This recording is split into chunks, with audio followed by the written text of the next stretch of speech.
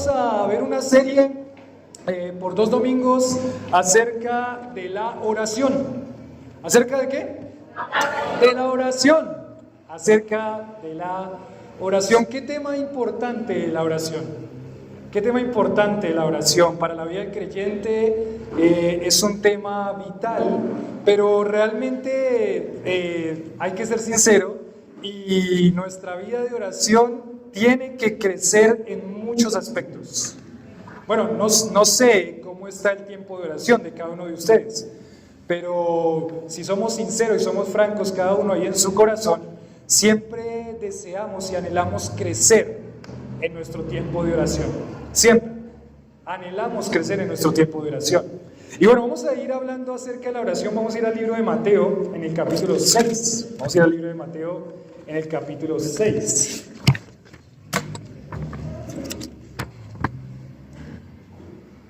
Bueno,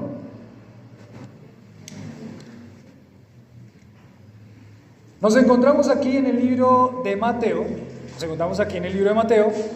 Y Mateo escribe su evangelio. Junto a Marcos, Lucas y Juan, son llamados los evangelios. El evangelio fue el mensaje que trastornó al mundo. El mundo entero, en ese momento, para cuando fue escrito este evangelio, gran parte del mundo entero estaba trastornado por el evangelio. El evangelio se había metido en las partes más profundas del imperio, había llegado hasta los altos mandos del imperio romano, hasta los más excelentísimos habían escuchado del evangelio, porque el evangelio fue el mensaje que trastornó el mundo, es el mensaje que trastorna el mundo en este momento y es el mensaje que nosotros debemos proclamar para trastornar ¿qué? El mundo entero. Ustedes recuerdan ese evangelio de Mateo, termina diciendo: sigan trastornando el mundo entero y sean y hagan discípulos a todas las naciones. El evangelio es el mensaje que sacudió al mundo entero. Y bueno, aquí en estos libros que llamamos los evangelios es donde está registrado lo que es el evangelio. El evangelio es que Cristo vino al mundo, se hizo carne, murió y al tercer día ¿qué pasó? Resucitó para dar vida y para dar salvación. Quizás es un buen momento, si usted está aquí hoy, de que pueda decirle al Señor, si no es salvo, que lo salve, porque ese es el mensaje del evangelio. Y el mensaje del evangelio está registrado en cada uno de estos libros. Cada uno de esos libros del evangelio tiene muchos detalles particulares porque fue escrito a audiencias diferentes. Entonces, Mateo escribe este evangelio y no hubo duda para ninguno que este Mateo fue el apóstol que Dios llamó, que antes era un publicano, un recaudador de impuestos. No hubo nadie para ningún momento de la historia de la iglesia, para los padres de la iglesia, no hubo duda que Mateo fue el que escribió este evangelio. ¿Y qué es lo que es el propósito y el mensaje del evangelio de Mateo? Gracias. ¿Qué es el mensaje y el propósito del evangelio de Mateo? Bueno, el evangelio de Mateo se va a centrar en anunciar o recordar a los oyentes que Jesús es ¿quién? Jesús es el Rey tan esperado. ¿Ustedes recuerdan?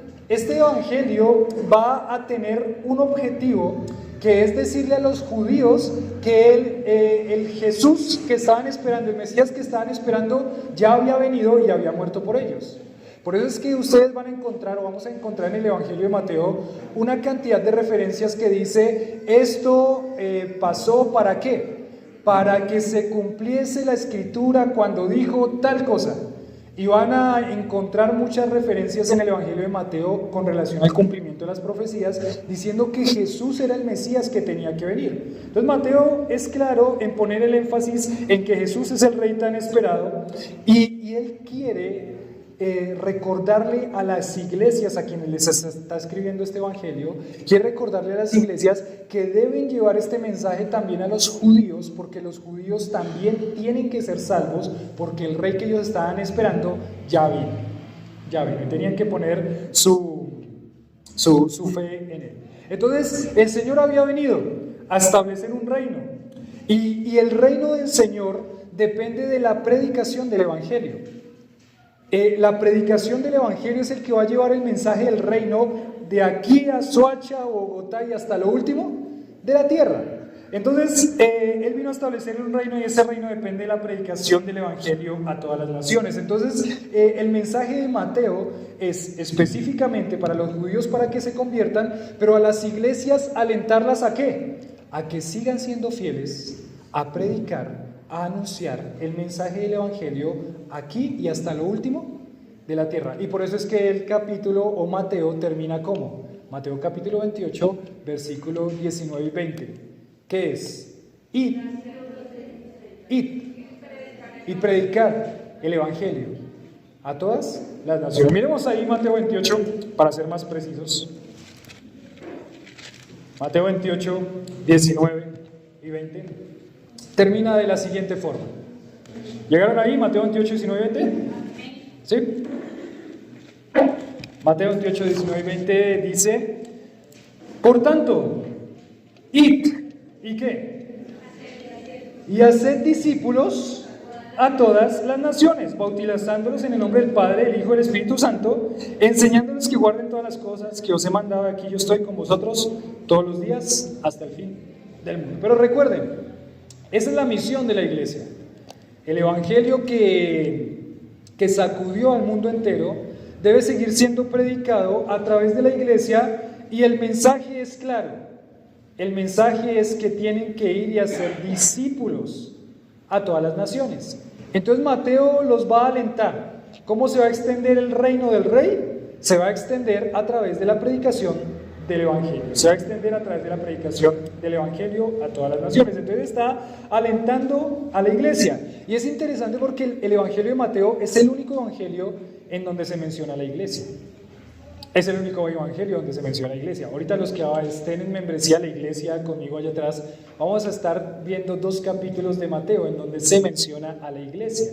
Entonces el único que menciona a la iglesia, más o menos este evangelio de Mateo se escribe aproximadamente como en el año 60, después de Cristo. Eso significa que ya han pasado más o menos 30 años desde que Jesús ascendió al cielo. O sea, estamos hablando que la iglesia ya no es una iglesia, ya no son iglesias inmaduras, ya son iglesias que han crecido, que se han establecido, y esas iglesias tienen que seguir siendo alentadas para la predicación del Evangelio, porque en últimas, realmente esa es la misión de Dios que Dios quiere cumplir a través de sus iglesias, ¿no? O sea, nosotros estamos aquí y estamos creciendo y nos vamos fortaleciendo en Cristo porque tenemos el deseo de ¿qué? De alcanzar a otras personas en los barrios de Soacha para que esas personas conozcan el Evangelio. Ese es el deseo, es el propósito, ¿cierto? ¿Por eso está usted acá? Uy, ya creo que estamos graves, ¿no? ¿Por eso está usted acá? Usted no está aquí por usted, en primer lugar. Si de pronto podría decirlo así. El objetivo de que usted esté aquí no es usted mismo. En primer lugar, no soy yo mismo. El objetivo de que usted esté acá es que Dios traiga salvación a su vida, y después de que sea salvo, traiga crecimiento a su vida para que usted pueda ser para la gloria y alabanza de su nombre.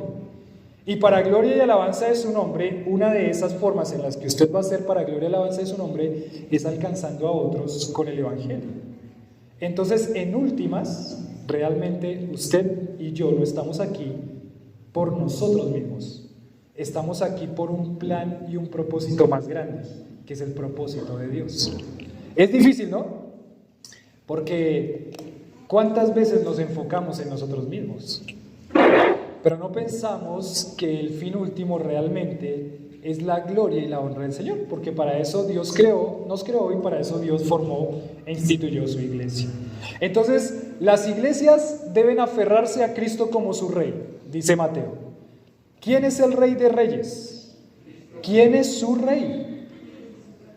Decía un predicador que escuchaba esta semana, la iglesia, el término iglesia era un término político que se utilizaba en el Imperio Romano, en el mundo griego, que era una asamblea constituida, se constituía una asamblea para una reunión, o sea, son una asamblea constituida. ¿Lo convocaba a quién? Pues lo convocaba en ese momento el emperador o alguien del gobierno. Pero en este caso, la iglesia es una asamblea de creyentes constituida, convocada ¿por quién? Por Cristo, por el Rey.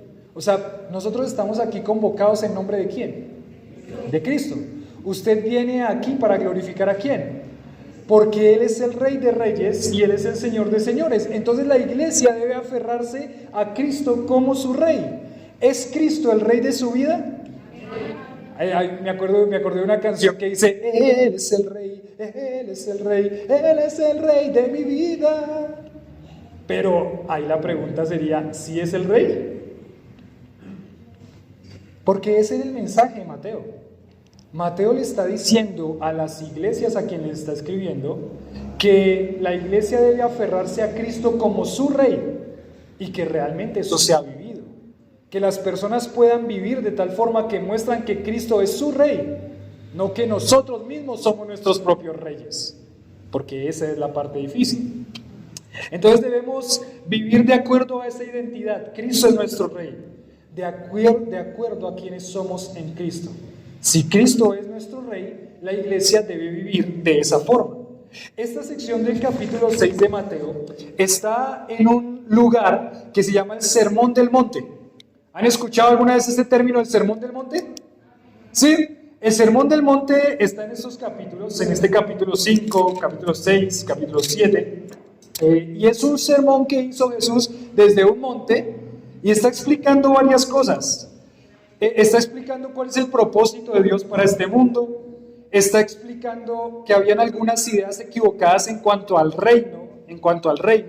Recuerdan que para ellos, por ejemplo, el reino era que Cristo venía a reinar y a atacar a todo el imperio romano y a destruir todo el imperio romano. Bueno, el reino no se iba a establecer de esa forma todavía y Jesús les iba a decir: no se va a establecer de esa forma todavía. Les voy a explicar con este sermón del monte cómo son las vivencias de ese reino mientras se instituye completamente en esta tierra. Entonces, el reino de Mesías no es tanto un Mesías que venía con un poder político para destruir el imperio romano, sino que el reino de Mesías es un cambio interno en el corazón de las personas a través del Evangelio. Es Cristo reinando en el corazón de las personas, y eso es el Sermón del Monte. Es más, lo que va a hacer Cristo con el Sermón del Monte en esta porción específicamente es intentar atacar la hipocresía de los corazones. Atacar la hipocresía del corazón del creyente o del no creyente. También, con este Sermón del Monte, Él va a empezar a escarbar el corazón de los creyentes para saber si están viviendo una vida de hipocresía que no está reflejando a Cristo como su Rey. Y eso empieza a nosotros a llamarnos la atención, porque la pregunta sería: ¿será que estoy viviendo una vida hipócrita con Dios? ¿Será que estoy viviendo una vida de hipocresía con el Señor? ¿Será que las motivaciones por las cuales yo estoy haciendo las cosas son motivaciones incorrectas que están mostrando hipocresía de mi corazón? Y eso es lo que va a intentar Jesús empezar a hablar en ese Sermón del Monte y Mateo escribiéndolo a las iglesias, porque la iglesia debe mostrar que Cristo reina en el corazón sin hipocresía. Y va a empezar a hablar de cómo es que se vive esa hipocresía o cómo se vive una vida con el Señor sin hipocresía. Entonces el reino del Mesías debe ser un cambio interno, no solamente un cambio externo. Y bueno, eso es lo que va a hablar en Mateo capítulo 6. Vamos a mirar el capítulo 5, versículo 20. Capítulo 5, versículo 20. Jesús está aquí hablando y aquí hay una cantidad de fariseos que son los religiosos de la época, y Jesús fue muy específico en atacar a los fariseos porque los fariseos vivían una vida de hipocresía. Y mire lo que dice el capítulo 5, versículo 20. Dice el versículo 20: porque os digo que si vuestra justicia no fuere mayor que la de los escribas y los fariseos, no entraréis en el reino de los... Sí, tremendo el versículo. Él va a atacar la hipocresía de un grupo específico de personas. ¿De quiénes? De los escribas y los fariseos. Y si ustedes no muestran, le dice Jesús a los que están escuchando ahí, si ustedes no muestran con su vida, que Cristo es rey, que Cristo ha gobernado su vida, y no muestran una vida fuera de hipocresía, tienen que examinar muy bien su vida, porque si su justicia no es mayor a la de los escribas y fariseos, no entraréis ¿en dónde? En el reino de los cielos. Claro, los fariseos no eran personas salvas, ni siquiera creían en el Mesías que estaba ahí en ese momento. La persona que ha sido justificada en Cristo Jesús, o sea, declarada inocente a través de la sangre de Cristo, va a vivir una vida justa, una vida fuera de hipocresía. Y es lo que va a atacar Jesús aquí directamente. Entonces, la justicia debe ser más grande que la de los escribas y los fariseos. ¿Están listos para atacar el corazón? ¿Seguros? No, quítese los guantes, ¿listo? Quítese los guantes. Vamos a atacar el corazón en el aspecto y en esta área de la oración. Vamos a atacar el corazón y vamos a intentar examinar si en la oración hay hipocresía en nuestro corazón. Y vamos a ir al capítulo 6, al versículo 5. Miren cómo empieza el 6. Dice, guardaos de hacer vuestra justicia delante de ¿quiénes? ¿De quiénes? Para ser vistos de ¿quiénes? De otra manera no tendréis recompensa de vuestro Padre que está en los cielos. Cuando pues des limosna, no hagas tocar trompeta delante de ti, como hacen los hipócritas en las sinagogas, en las calles, para ser alabados por los hombres. De cierto os digo que ya tienen su... Mas cuando tú des limosna, no sepa tu izquierda lo que hace tu derecha, para que sea tu limosna en secreto, y tu Padre que ve en lo secreto te recompensará en público. Entonces, ¿ven qué está atacando? Está atacando la hipocresía, la motivación del corazón. ¿Por qué hace lo que hace? Es lo que está haciendo Jesús acá. Y Él dice, puede ser que en un punto de su vida, usted hace lo que hace para ser visto ¿de quién? Uy, qué duro eso. Qué duro eso. Eso va a atacar también y me va a atacar a mí también, ¿no? ¿Por qué hace lo que hace? Y puede ser que muchas veces hace lo que hace para ser visto por los hombres. Y entonces empieza a hablar en el capítulo 6, versículo 5, acerca de la oración. Hoy solamente vamos a ver el 5 y el 6. La otra sección la vemos después. 5 y 6. Pero vamos a leer el 5 y 6. Dice, y cuando ores, 6:5, y cuando ores, no seas como quienes, porque ellos aman el orar en pie en las sinagogas, en las esquinas de las calles, para ser vistos de los hombres. De cierto os digo que ya tienen su recompensa.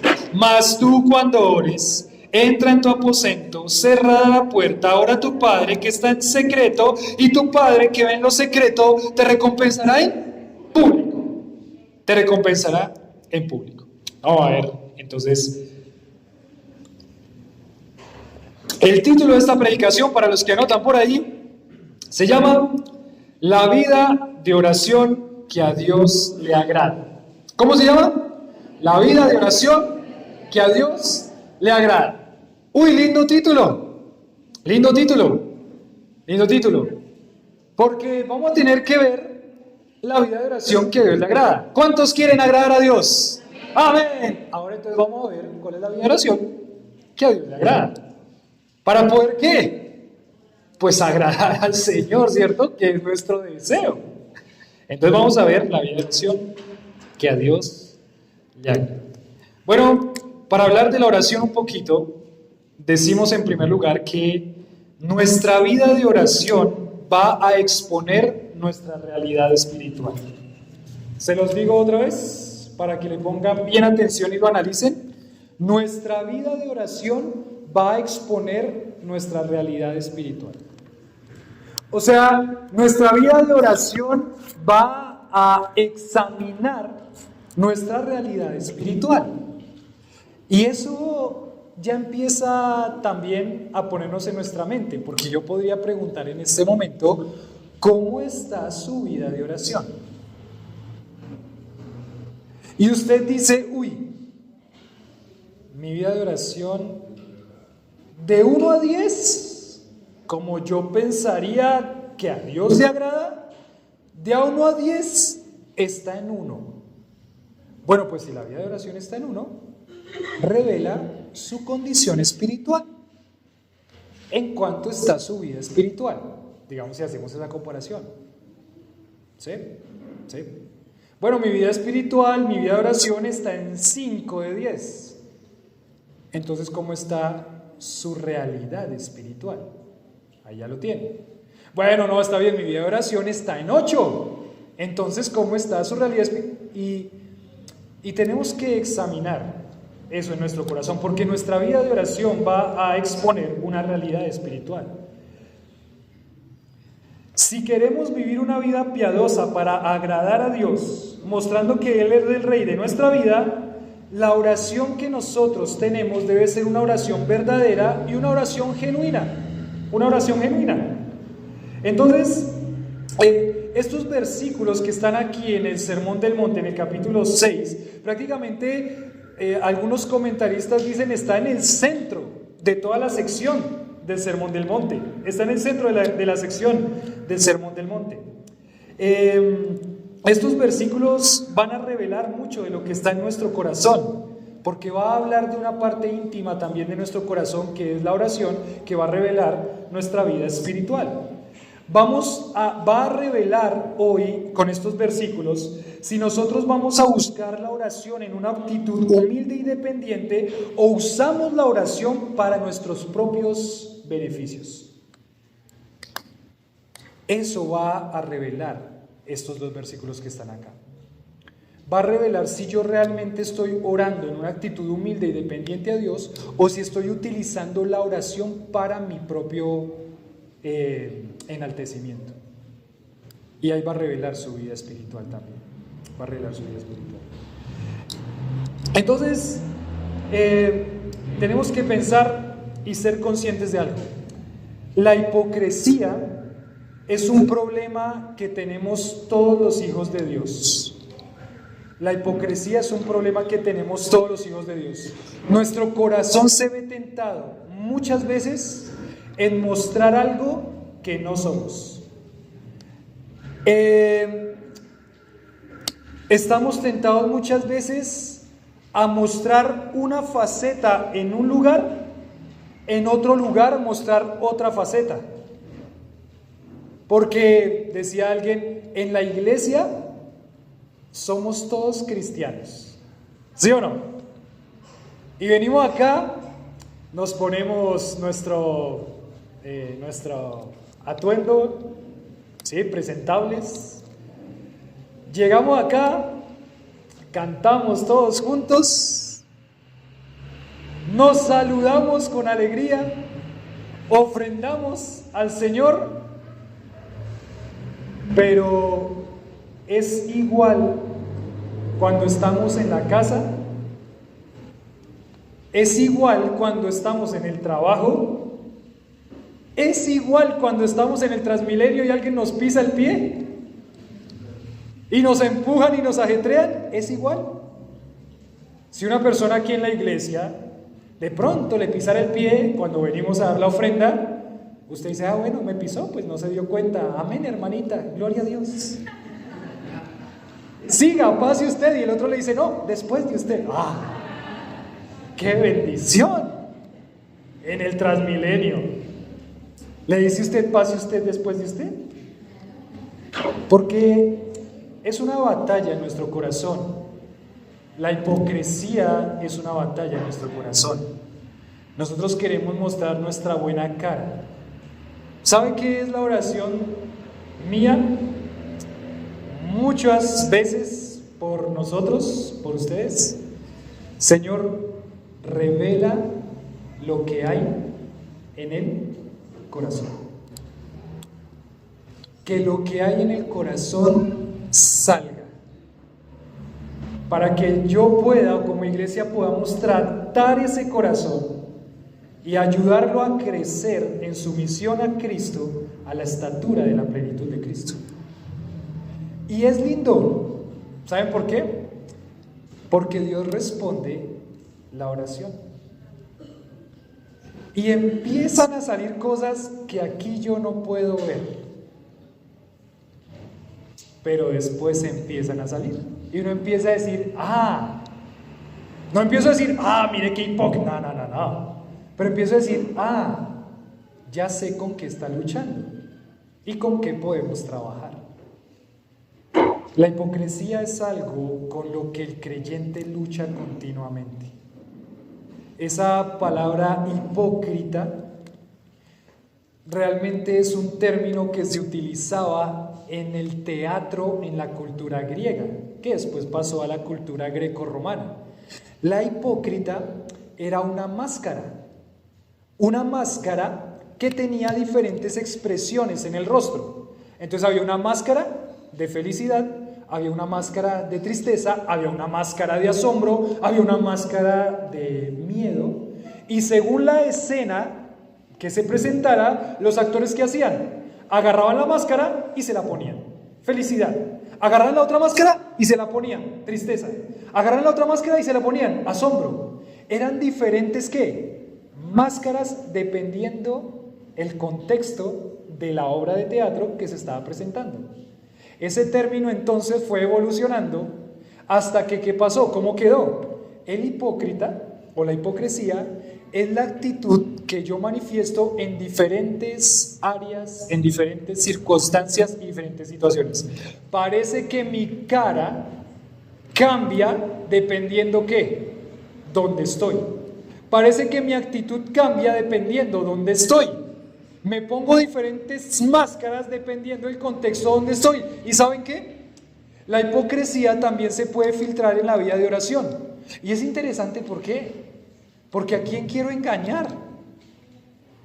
Si yo estoy orando ante el trono celestial en la presencia de Dios, ¿a quién quiero engañar? ¿A quién quiero engañar? ¿Se puede engañar a Dios? ¿Se puede agarrar una careta y ante Dios ponerse la careta y decir aquí, Señor, me pongo esta careta y allá después no, y tratar de ser hipócrita con Dios? No, porque el Señor conoce las intenciones y revela lo más profundo de nuestro corazón, y ante el Señor nosotros no podemos ocultar nada. La hipocresía es un problema de los hijos de Dios. Luchamos con la hipocresía. O sea, todos nosotros aquí de alguna u otra forma luchamos con la hipocresía. Muchas veces somos unos acá y afuera somos otros. Sí, que a mí de pronto, pues bueno, Dios me permite ser el pastor y pastor, ¿cómo está? ¿Cómo no sé qué? Y pastor, y con otro hermano en la iglesia, bien. Es interesante porque luchamos con la hipocresía y tenemos que reconocer eso. Luchamos con la hipocresía. Jesús es la persona más indicada para hablar de la oración. Jesús pasó mucho tiempo mostrando su dependencia en el Padre. Imagínense, Dios mismo hecho hombre mostrando su dependencia ¿en quién? En el Padre a través de la oración. Él pasó mucho tiempo orando al Padre. Dice en los evangelios que él pasó toda una noche orando para escoger a 12 apóstoles, por ejemplo. Él pasó mucho tiempo orando al Padre. Entonces él es el ejemplo máximo. Su vida de oración es nuestro ejemplo máximo. La oración tiene un papel crítico en la vida del creyente. Entonces, en el primer punto vamos a ver la motivación para la oración. La motivación para la oración. Dice aquí en el versículo 5, y cuando ores, no seas como ¿quiénes? Como los hipócritas. No seas como los hipócritas. Entonces, en primer punto de este predicación dice el versículo 5, la verdadera vida de oración reconoce la importancia de perseverar en ella. La verdadera vida de oración reconoce la importancia de perseverar en ella. ¿Listo? La verdadera vida de oración reconoce la importancia de perseverar en ella. Y ustedes ven ahí que dice el versículo 5, ¿y cuándo qué? ¿Y cuándo ores? ¿Qué significa que Jesús les diga y cuando ores? Lo que significa y cuando ores es que ya Él da por sentado que los que están escuchando esto tienen una vida ¿de qué? De oración. Aquí Jesús no está animando a orar. Se infiere que los que están ahí, que son creyentes y que están buscando agradar a Dios como Rey de su vida, ya tienen una vida continua y constante ¿de qué? De oración. Lo que va a atacar es la motivación de esa oración. Pero entonces la verdadera vida de oración reconoce la importancia de perseverar en ella. Entonces aquí es donde seguimos atacando un poquito lo que es la vida de oración. Pregunta para todos los que estamos acá: ¿usted ya tiene una vida de oración continua y constante? Porque lo que Jesús está diciendo es que usted ya debería tenerlo. Si usted es creyente en Cristo Jesús, Él no está atacando cuánto tiempo o venga, ore. No. Y cuando ores, ya se infiere que usted tiene una vida de oración continua y constante. ¿Tiene usted una vida de oración continua y constante? Y cuando ores, dice, ya tienes una vida cotidiana de oración. Era característico de la época tener vida de oración. Es más, para los judíos en ese momento, en la cultura griega, decía el pastor Matías, la cultura griega tenía muchos dioses. Dioses para ciertas cosas específicas de la naturaleza. Por ejemplo, ellos tenían el dios del agua, que creo que se llama Poseidón, el dios del agua. Ellos iban ante estos dioses y ¿qué hacían? Pues oraban. ¿Qué significa orar? Comunicarse con esa deidad. Ellos iban ante esa deidad y se comunicaban. Y como había una cultura de tanto paganismo y de tanta idolatría, digamos que en cierta forma era normal para ellos comunicarse con una deidad. Pero en el pueblo judío también eso era un hábito. En el pueblo judío era un hábito porque Dios había instituido en el Antiguo Testamento que los judíos, el pueblo de Israel, su pueblo, tenía por lo menos que orar en la mañana y en la tarde. Tenían que orar. Es más, ¿saben qué? Eso se convirtió en una práctica en la que ellos, por ejemplo, sabían que había una hora de la oración y en ese momento en el que ellos sabían que era la hora de la oración, paraban y ¿qué hacían? Oraban. En la mañana y en la tarde. En el libro de Hechos, por ejemplo, se ve esa práctica en el que en algunos versículos dice, por ejemplo, y en la hora de la oración oraron. Y en la hora de la oración oraron, porque para ellos realmente el hábito de orar era algo que estaba en sus vidas. Valga la redundancia, orar era un hábito para ellos. O sea, ya se infiere aquí que se tenía una vida de oración. Y ahí es donde volvemos a preguntar, ¿cómo está su vida de oración? ¿Usted ya tiene y yo ya tenemos un hábito de oración continuo y constante? Porque ahí empieza todo. Va a atacar. La verdadera vida de oración reconoce la importancia de ¿qué? De perseverar en ella. La vida de oración debe ser un hábito de perseverar en oración. ¿Cuándo usted ora? ¿Cuál es su horario de oración? Bueno, pues yo oro por el almuerzo, el desayuno y la comida, todos los días. Bueno, es una parte, pero entonces aceptamos que nuestra vida de oración debería crecer, ¿no? Bueno, pastor, tengo que ser sincero con Dios y con usted, o con todos. Yo oro solamente los domingos en la iglesia. Bueno, pastor, realmente, sinceramente, yo estoy orando quizás una vez por semana. Y eso ahí a las carreras, porque me tengo que ir para el trabajo rápido o para donde tenga que irme. Aquí Jesús está dando por sentado que usted y yo ya tenemos una vida de oración y que usted reconoce la importancia de perseverar en la oración, Sigue acá.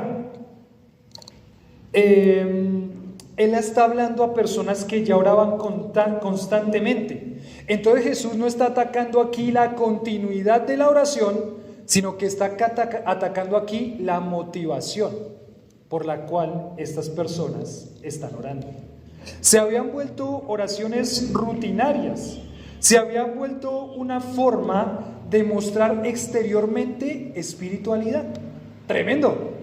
Las oraciones se habían vuelto una forma de mostrar exteriormente espiritualidad. Esas personas decían, en la hora de la oración paraban todo, ya vamos a ver en dónde paraban. Pero pregunta, ¿representa la oración una parte significativa de tu vida? ¿Representa la oración una parte significativa de tu vida? Sí, no y por qué. Ahí está la primera pregunta del día. ¿Representa la oración una parte significativa de tu vida? Si la oración es lo que me va a mostrar mi condición espiritual, entonces tómalo como parámetro para evaluar tu vida espiritual. ¿La oración es una parte significativa de tu vida? ¿Cómo nos cuesta la oración, no? ¿Cómo nos cuesta la oración? Tenemos que ser sinceros, ¿cómo nos cuesta la oración? Oración por la Misión 2030, todos los primeros miércoles del mes, invitados a orar por la Misión 2030 para que Dios siga multiplicando iglesias en Soacha, Bogotá, Colombia y el mundo. ¿Cuántos llegan a la reunión de oración 2030? Nos cuesta un montón, nos cuesta un montón. ¿Ustedes sabían que hay un grupo de hermanas que oran 2 veces por semana en la iglesia? Son como un grupito de 5 o 6, ¿y saben qué? Hemos intentado animar a otras mujeres a que lleguen a ese grupo de oración. ¿Y qué ha pasado? Están un poquito. ¿Y qué pasa? Se empieza a desinflar. Porque es difícil. Nuestra carne no quiere. Nosotros no queremos. Hay una vida y una lucha constante. ¿Representa la oración una parte significativa de tu vida? Usted dice, ay, pero es que yo con todos estos problemas y yo con todas estas situaciones, si usted viera, pastor, a mí no me alcanza el tiempo para nada. Bueno, yo no estoy preguntando eso. Dios no está preguntando eso. Está preguntando es si tú le das el valor a la oración que debe tener. Si la oración es una parte significativa de tu vida. Y si no, entonces ya entiende por qué tiene todas esas situaciones en su corazón. ¿Sí o no? Usted está preocupado y por sus preocupaciones no ora. Y la respuesta está en orar. ¿Representa la oración una parte significativa de tu vida? ¿Cómo es nuestra vida de oración? ¿En dónde entonces yo estoy poniendo mi confianza y mi dependencia? Evalúala a través de la oración. ¿Cuántos de nosotros decimos confiar en Dios? Ya vieron por dónde iba la pregunta, ¿cierto? Ya no escuché tantos amén. Porque uno dice, yo confío en Dios, sí, para las que sea, yo amo a Dios, yo confío en Dios, con Dios para adelante, ni para coger impulso, para atrás ni para coger impulso, ahora sí, echado para adelante. Bueno, listo, ¿confías en Dios? Sí. ¿Dependes de Dios? Sí. ¿Cómo está tu vida de oración? No. Entonces, ¿estás dependiendo de Dios y confiando en Dios? Entonces, borre eso que dice echado para adelante. Quítelo. Porque no es la realidad. La realidad es que usted está dependiendo de usted mismo y quizá por eso es que pone echado para adelante. Quizá por eso es que pone yo puedo, yo quiero, yo hago. Vamos por los retos, vamos por los desafíos, vamos que para adelante es para allá, dice Rigoberto Urán. Entonces no digamos que estamos dependiendo de Dios si nuestra vida de oración es pobre. Es pobre. Entonces, la pregunta es, ¿representa la oración una parte significativa de tu vida? La iglesia primitiva se ocupó en la oración. Ustedes recuerdan, Pedro está encarcelado, ¿y qué estaba haciendo la iglesia por Pedro? Está orando. ¿Que se acuerdan que salió Pedro milagrosamente por un ángel, por un terremoto, y llega Pedro a tocar la puerta? Ábrame, soy Pedro y la muchacha o la señora que fue a abrirle la puerta estaban en la oración por Pedro. Y dice, ¿qué pasó? ¿Quién es? ¿Estamos orando por Pedro? Soy yo, Pedro. No, estamos orando por Pedro, pero soy yo. Estamos orando para que lo saquen, pero soy yo, Pedro. Ábrame rápido que salí de la cárcel. Ellos estaban, ¿qué? Orando. Ellos perseveraban en la oración. La vida de oración de la iglesia primitiva era una vida seria de oración. Era una vida seria de oración. Les dicen, nosotros utilizamos las reuniones caseras para perseverar en oración unos por otros. Pero saben que en el análisis de las iglesias locales, ustedes saben que hay muchas iglesias que tienen reunión de oración. Regularmente la reunión de oración de las iglesias son los miércoles. Y tuvimos la oportunidad de ir a unas 3 o 4 iglesias de las iglesias que nosotros conocemos a reuniones de oración. Y decíamos, ¿qué porcentaje de la iglesia está en la reunión de oración? Bueno, una iglesia que tiene 80 personas, en esa iglesia habían 15. En una iglesia habían 70. Y 70, bueno, habían hartos, pero la iglesia son 300. En otra iglesia habían 150. 150, ¿verdad? Hartos. Pero la iglesia eran en ese momento 400. ¿Qué pasa con las reuniones de oración? ¿Por qué la iglesia le cuesta tanto orar? ¿Por qué nos cuesta tanto orar? Si la oración, reconocemos la importancia de la oración, ¿por qué nuestra vida de oración es tan pobre? La iglesia primitiva oraba. Pues yo digo, gracias a Dios que en las reuniones caseras nosotros utilizamos ese tiempo para orar, para unirnos, para orar. Hay unas hermanas que fielmente están orando por sus peticiones, por nuestras peticiones. Me mandan un mensajito cada semana, pastor, ¿cuáles son sus peticiones de oración? Yo le digo las peticiones de oración. Hay una iglesia que ora, pero tenemos que reconocer que nos cuesta y que tenemos mucho por crecer en nuestra vida de oración. La oración es un testimonio de reconocimiento de la dependencia en Dios. La iglesia se ocupó en la oración. Las cartas están llenas de referencias a la oración. Sebastián estaba hablando en 1 Tesalonicenses 5 la vez pasada, están siempre ¿qué? Gozosos. Pero ahí abajito dice, ¿qué dice Pablo a los tesalonicenses? Orad sin cesar. Alguien diría, pobre César. No es César, ¿no? Es sin cesar, sin dejar de hacerlo. Oren constantemente, le decía a la iglesia, oren constantemente. La vida de oración de la iglesia primitiva era una vida constante y muy seria. Jesús no está desalentando en cuanto a la oración ya se da por sentado en este pasaje. La disciplina, la diligencia, la forma como lo vivían. Una vida piadosa se va a ver en la vida de oración. Tremendo. La vida de oración es un área que nos va a examinar. ¿Cómo va ese examen allá? Allá en sus corazones, ¿cómo va ese examen? Perdiendo, dicen algunos. Bueno, es un ánimo, ¿cierto? La palabra de Dios tiene que hacer eso en su corazón.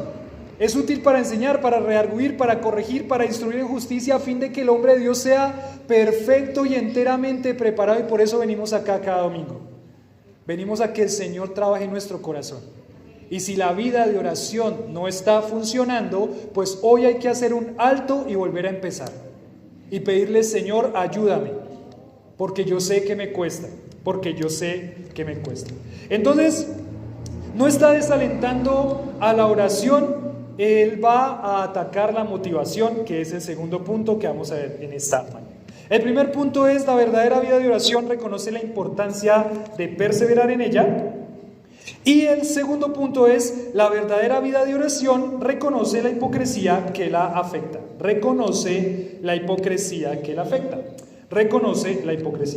Miremos otra vez el versículo 5, dice: y cuando ores, no seas como los hipócritas.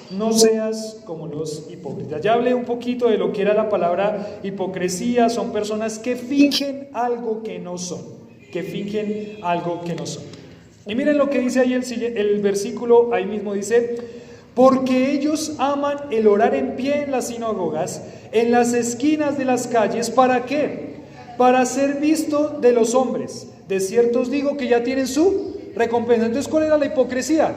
La hipocresía de estos personajes era que ellos oraban ¿para qué? Para ser vistos. Y hacían largas oraciones. Y buscaban en las oraciones palabras que parecían más espirituales. De pronto en una oración, ese personaje se levantaba y oraba y decía: oh Señor Dios Todopoderoso, omnipresente, omnipotente, alto, majestuoso, sublime, lleno de grandeza y de mí. ¿Está mal esa oración? No. Pero el problema es que utiliza esa oración solamente cuando está en público. Y cuando está en privado, esas palabras no salen de su boca ni de su corazón. La hipocresía que afectaba la oración era que ellos hacían las oraciones para ser vistos delante de los hombres, o sea, para mostrar más que espiritualidad. ¡Qué hipocresía! Pero nos afecta a todos. Por ejemplo, decía el pastor Matías, que mucho de esto es la predicación es del pastor Matías. Decía él: hay veces nos paramos o le decimos a una persona: esta mañana cuando oré por usted, y esa mañana no oró por usted. ¿Por qué lo dijo entonces? Lo dijo para ser visto delante de los hombres. Nosotros tenemos que reconocer que en esta área de oración hay una hipocresía por causa de nuestro pecado que la afecta. Prácticamente en cada una de las disciplinas espirituales nosotros vamos a tener que estar luchando contra el pecado que afecta a nuestro corazón. Es, por ejemplo, usted viene con toda la disposición aquí a escuchar la palabra, ¿sí o no? Amén. 3 o 4, está bien. Listo. Usted viene con toda la disposición a escuchar la palabra del Señor, ¿sí o no? Pero está luchando, empieza a luchar con su carne, empieza a luchar con el sueño, empiezan a cerrársele los ojos. Y recuerdan, me decía el otro día una pareja que ellos decían: uy, pero esas predicaciones son muy largas. Pero después yo les decía: pero ¿cómo para una película en cine estamos 2 horas sentados en una silla cómoda, porque la silla de cine es bastante cómoda, y no se duerme? Bueno, hay algunos que ya son profesionales y se quedan dormidos de cualquier lado. Pero ¿cómo está en el cine o mirando una película y no se duerme? 2 horas. ¿Cómo está viendo un partido de fútbol por allá de la Liga Boliviana? De verdad, por allá la Liga Boliviana, partido de fútbol, o el interesante partido de nuestra Liga Colombiana entre Fortaleza y Llaneros de Villavicencio. ¡Qué partidazo! Partidazo para alquilar balcón. Y no se duerme. ¿Sí o no? Porque en cada una de nuestras disciplinas espirituales, el pecado va a estar atacándonos para que nosotros no triunfemos. Y en la oración no es la excepción. Va a atacar su vida de oración el pecado, su propia carne, para que usted sea hipócrita o para que su vida de oración sea mínima. Sea mínima. La verdadera vida de oración reconoce la hipocresía que la afecta. Cuando mi oración no está motivada por complacer a Dios, sino por complacer ¿a quiénes? A los hombres. Usted quiere parecer más espiritual para que lo vean los hombres y entonces se pone a orar. No estoy diciendo que eso sea siempre. Hay motivaciones genuinas del corazón en donde yo digo: voy aquí a orar y voy a orar y oro de verdad ante el Padre Celestial. Pero hay veces, y tiene que examinarse, en que su corazón es hipócrita. Dice palabras para que otro la escuche. Es más, yo alguna vez escuché a una persona diciendo, y en la oración terminé lo que faltaba al sermón. O sea que ¿para quién estaba orando? Para los que estaban allá, no para Dios. La hipocresía en la vida de oración es muy fuerte y tenemos que reconocer eso y pedirle al Señor que nos ayude.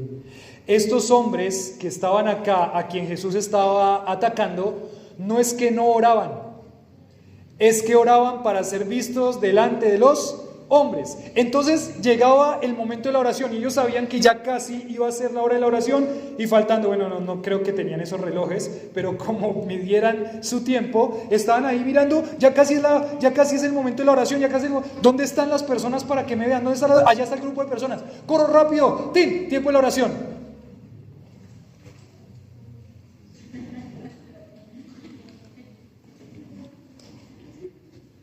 Para ser visto delante de los... Eso era lo que estaba pasando con ellos. Había una hipocresía grande. Por eso reconocemos el pecado que la afecta. Jesús no está atacando la postura de la oración tampoco. Es que si ve que aquí dice que se paran delante de los hombres, entonces no se debería orar de pie. No está atacando la postura de la oración. No está atacando la frecuencia de la oración. No está atacando nada de eso. Usted puede estar sentado, puede estar postrado, algunos oran arrodillados. No hay una posición más espiritual que la otra.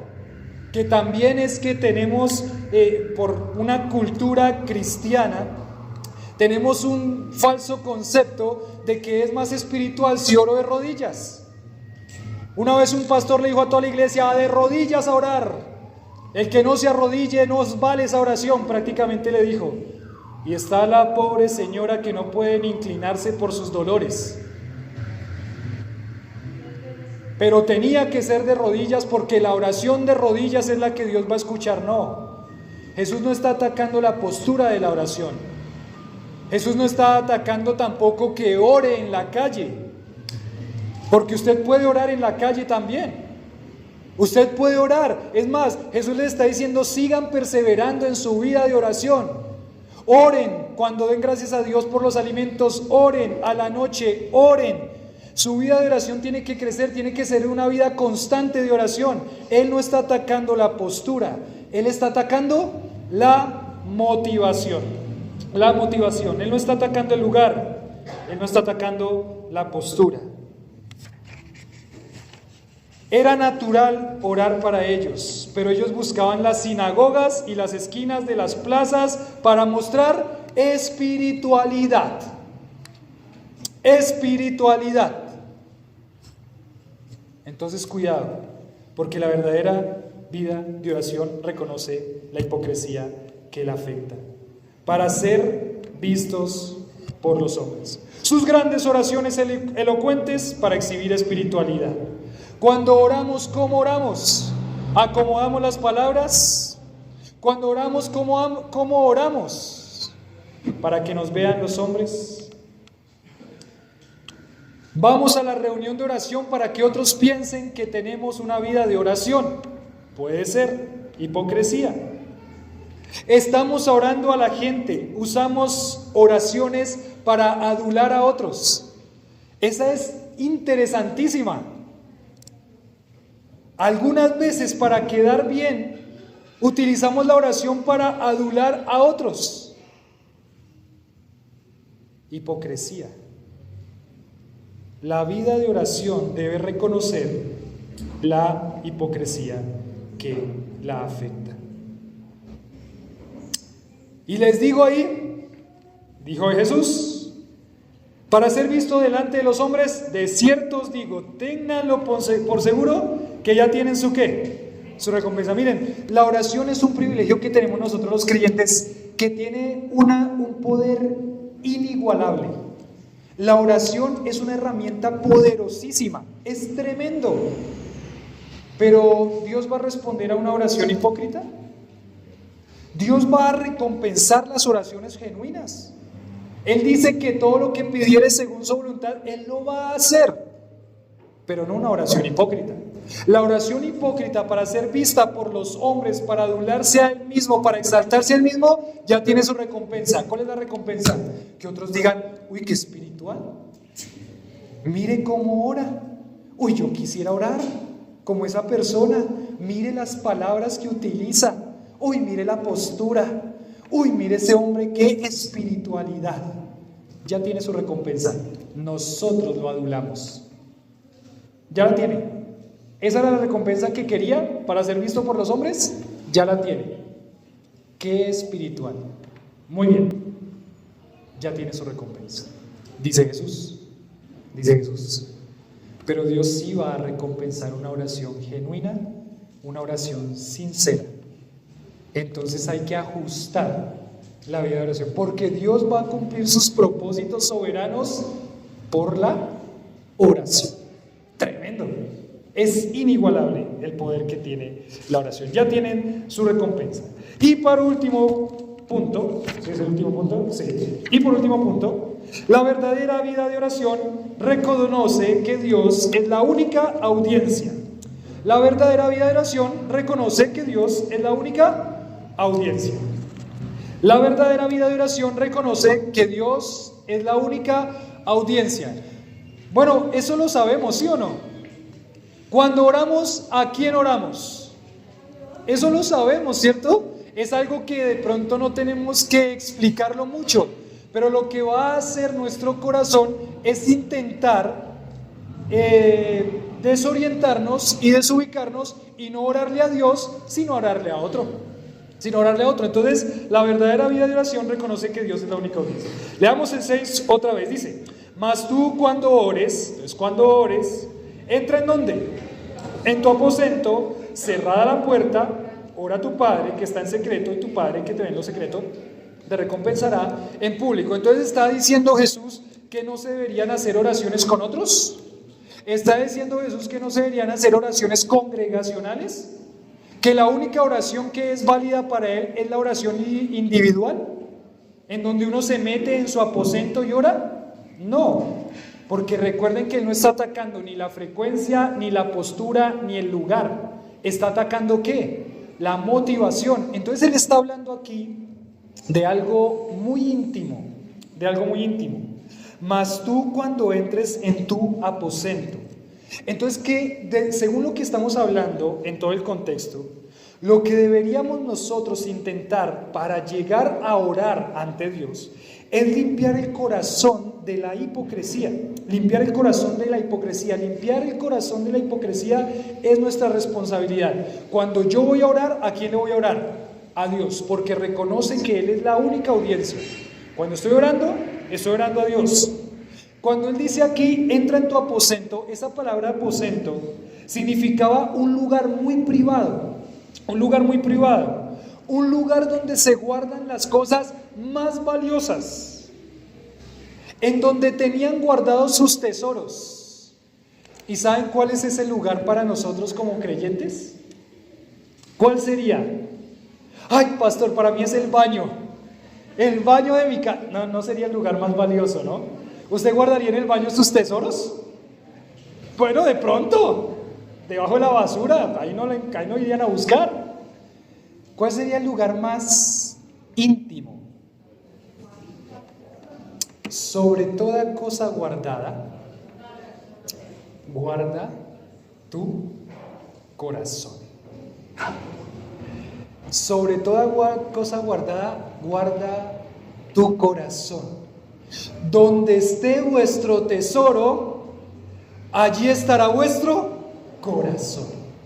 O sea que el lugar más íntimo, en donde yo me tengo que enfocar, encerrarlo en ese momento y dirigirme ante Dios, ¿es cuál? El corazón. Yo agarro cuando voy a orar y cierro todas las puertas. Es una figura, ¿no? No va a empezar a cerrar todas las puertas del baño, cierre las puertas de la iglesia, cierre las cortinas. No. Yo cierro todas las puertas de aquí, de mi corazón, de mi intimidad.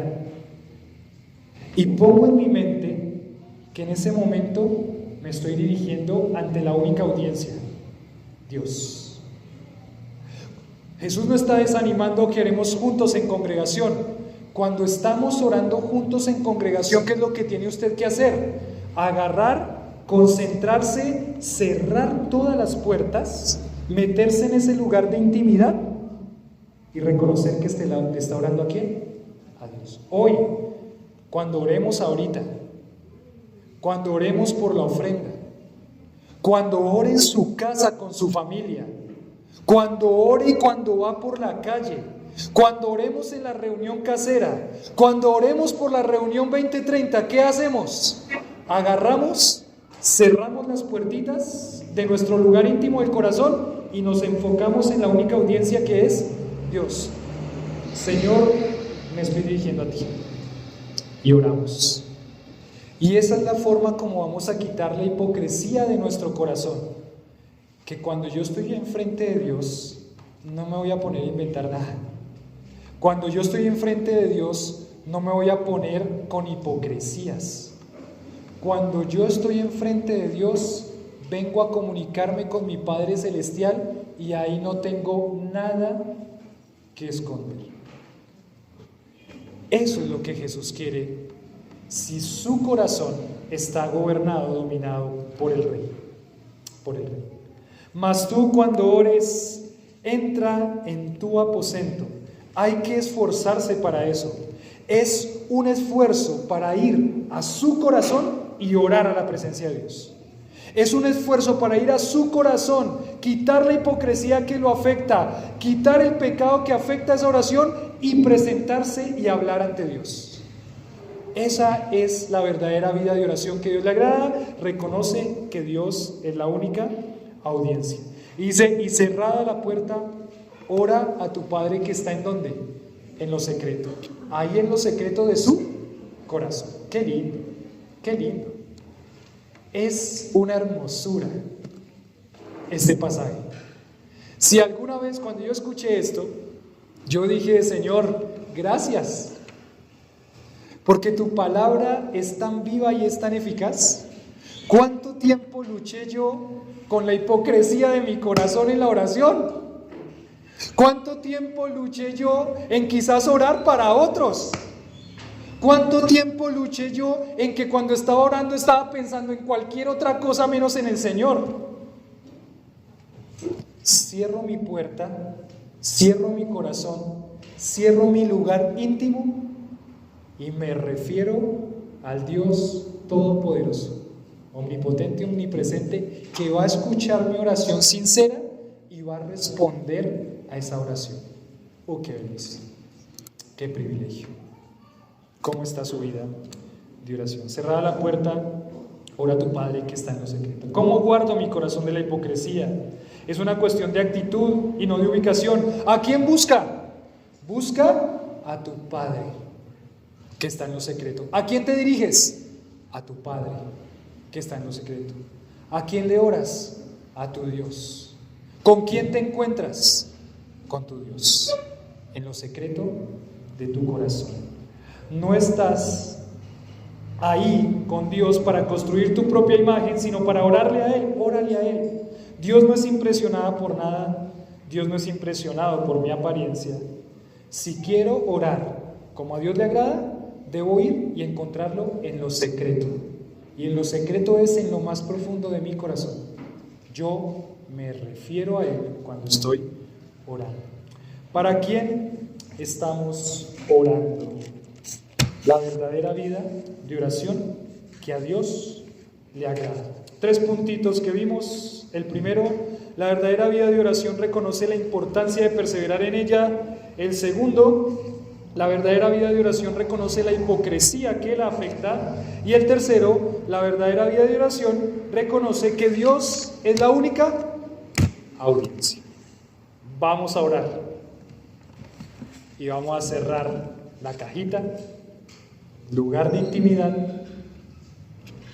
No se muevan, tranquilos, no se muevan para ningún lado. Vamos a orar. ¿Listo? Vamos a orar. No se muevan para ningún lado. Vamos a orar. A comunicarnos con el Padre Celestial. Vamos a cerrar el lugar de intimidad y vamos a orarle a Él. Padre, Venimos ante ti dándote gracias por este momento tan maravilloso de poder entender la oración. Gracias porque nos acercamos a ti. Tenemos que pedirte perdón por las veces en las que oramos de una forma que no te agradaba. Pero hoy, Señor, tú vienes con tu palabra y nos ilustras y nos guías. Y ahora pedimos, Señor, con todo nuestro corazón que nos ayudes con la hipocresía, con el pecado, y que podamos, Señor, cada vez que oramos y nos acercamos a ti, realmente estar ante ti, reconocer que estamos ante el trono celestial. Hoy estamos todos ante el trono celestial como tu iglesia, para alabarte, para glorificarte, para pedirte, Señor, que nos ayudes a vivir este principio tan lindo, a utilizar esta herramienta tan poderosa, no para nuestro propio beneficio, sino para que tus propósitos soberanos se cumplan. Señor, a ti oramos con acción de gracias.